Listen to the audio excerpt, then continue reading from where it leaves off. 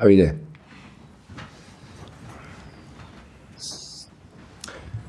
Okay, good morning and thank you for joining us. We will take the usual format today with a broadcast section and a written section. We'll begin today's press conference with Soraya. Off you go, Soraya. Morning. Good. Good. Can we start with some team news? You said Essugo was back to training. How's Lavia? Everyone else okay? Yeah, everyone is fine. Roméo still try to recover. Dário, he was okay. Start some session with us. Now he needs to slow down a little bit, so he will be out again. Hopefully nothing important, and the rest they are all fine. And you're going to protect Reece. We don't expect him to start after his. It's complicated. I would like to start him, but we need to do the right thing. I want to talk about Reece James. You said famously before you even met him, you sent him clips, seeing him in midfield. Mm-hmm. The performance against Arsenal was fantastic. Everyone spoke about Caicedo and Rice, but he was the star that night. When you play him, you've played him as right back more, but when you play him in that midfield position, what is the goal? What is the tactical plan when you put him there? Yeah, I think he can play in both positions. He has been fullback all his life. He also has played as a midfielder, but I think he can be good in both positions. When we decide for him as a midfielder, most of the time is also when we want physicality in terms of midfielder. When we face some team that they are strong in the middle, so it depends a little bit the game plan. But as you said, he's doing very well in both positions. Sanchez has been one of the players that you've had to speak a lot about, mainly about his decision making, but the progression we've seen in his play. Again, against Arsenal, claiming crosses, he was one of the reasons why you could bypass their press with his long kicks, distributing properly. Was this always the standard and vision that you wanted for the goalkeeper and the way you wanted to play? Yeah, I think Robert, in terms of saving, he has been always good since I joined the club. In terms of build-up, he struggled a little bit. But I said since day one, our build-up depends a little bit how the other team press. So sometimes we go long, sometimes we go short. I think Robert's game against Arsenal has been one of his best game also in build-up, because we play also some goal kick short when we arrive in the other box. He played 4 or 5 balls between the line, one for Estevao, the other one for Malo. But sometimes we also need to go long. 2 games ago against Burnley, we scored starting the second goal from Robert. So it's improving, especially in the build-up. You have Leeds next, a very traditional rivalry for Chelsea fans. There's a stat that when Chelsea play against lower placed teams in the league, there's less intensity and less distance covered on the pitch against those teams in comparison to playing at Arsenal or Liverpool or Manchester United. Is this done on purpose to maybe preserve legs and intensity of your players, or is this more game-to-game, game plan basis? No, probably it's also the way the other team try to defend against us. Again, when they try to do high pressing, so that means that you have more space, you can run more because there is more space to attack. When they just sit back, there is not lot of space to cover in terms of running in behind, so change a little bit. So I think personally, depends a little bit how the other team they behave. So I think this is the reason. Thanks, Soraya. Nizar? Hi Enzo. I don't ask your team, but I was wondering if Cole Palmer might feature in this game, because has he got a chance of playing from the start and making a major impact throughout December, or do you need to keep managing him this one? No, he can. He's available. The last game he was on the bench. For sure, with 10 players was more complicated, for Cole, because now he needs to come back in terms of also fitness condition. He's available. He can start the game. The idea with him is to start giving minutes until he can play. He can play 90 minutes.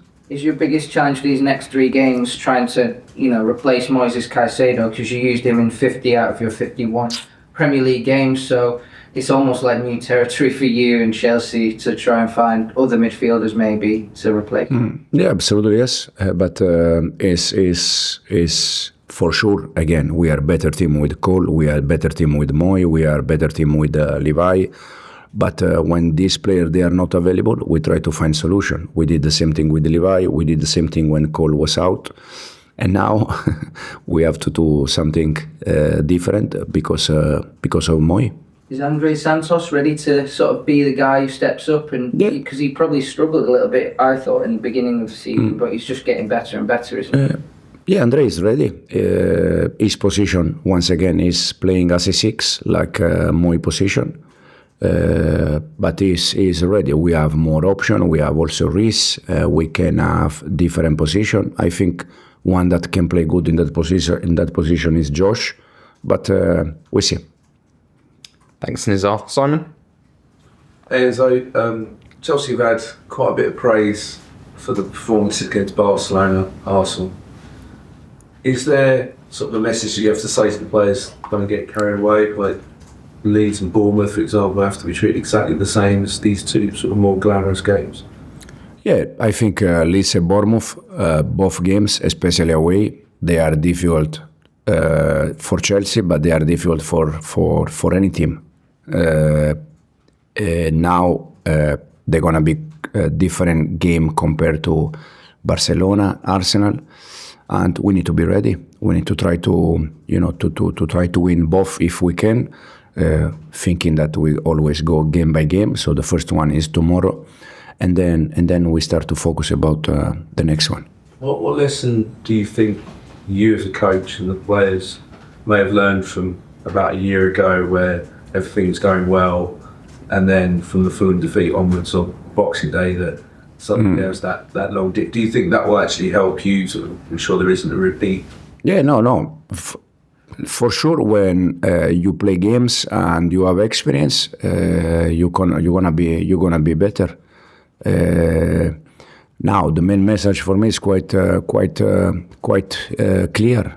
How many points beating Barcelona? 3 points. How many points beating Arsenal? 3 points. How many points beating Leeds? 3 points. It's the same point. So I understand that there are games that they are more important for different reasons, but at the end it's 3 points. So it's important to beat Leeds because we need to win games. Jamie? Hi, Enzo. Just the one from me. Daniel Farke, who you'll face tomorrow night. On Saturday in the defeat of the Etihad, he seemed to imply that Donnarumma was feigning injury to give Pep Guardiola a chance to sort of talk to his team and reset. You obviously know Pep very well as well. Is that a legitimate tactic that managers can do to sort of get a chance to talk to their players? I never see Pep doing that when I was there and in the past, and now I don't know if the Sunday one was with a different intention, to be honest. So I cannot say more things. The only thing I can say that the time I spent there, he never done this. Thanks, Jamie. Davido? Ciao, Enzo. I was actually at the Saturday game in City Leeds, and they were able to change from 4-3 to 3-5-2 at halftime, and coming back from down to 2-0 to even 2-2. For what kind of Leeds are you afraid? This is a good question. I don't know. So Farke played more than 200 games with the Norwich, and he played just 16 or 17 games with back 5, and he play always back 4. With Leeds, he play all games with back 4, unless second half against City, back 5. They were 2-0 down, 2-2, and they could dodge that. So now, what do you think they do? I don't know. I don't know. They play so well in 3-5-2. That's why. So we try to prepare for both, and then when we see the lineup, we can organize. But is the main doubt for me in this moment if they're gonna be in one way or the other way? I don't know.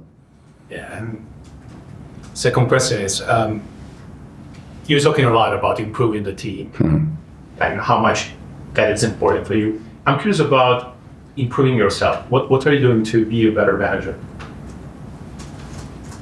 Try to learn as much as I can. I always take, especially the game, a way to learn, because you prepare the game in one way, and then during the game you need to adjust. Half-time you need to adjust.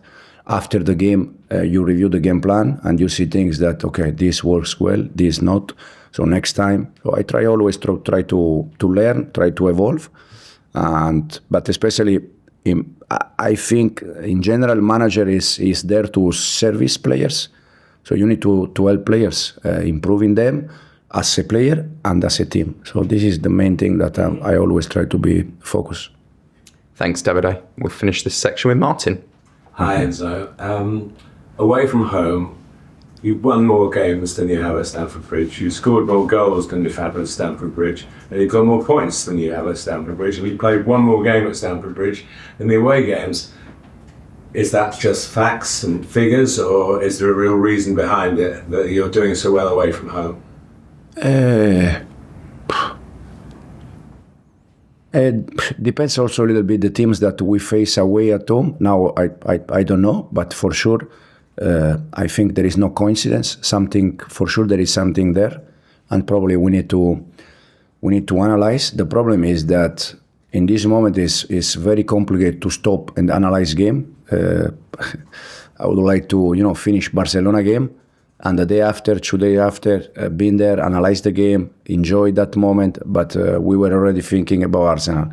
Finish Arsenal, we are already thinking. But for sure, I don't think it's a coincidence. Probably there is some reason why, and we need to try to analyze. You've got other away games to come as well, haven't you? Yeah. Time to do some analysis. Yeah, exactly. Now we have Leeds, Bournemouth, Atalanta. We have many games away. Thanks. Thanks, Martin. Cameras off, please.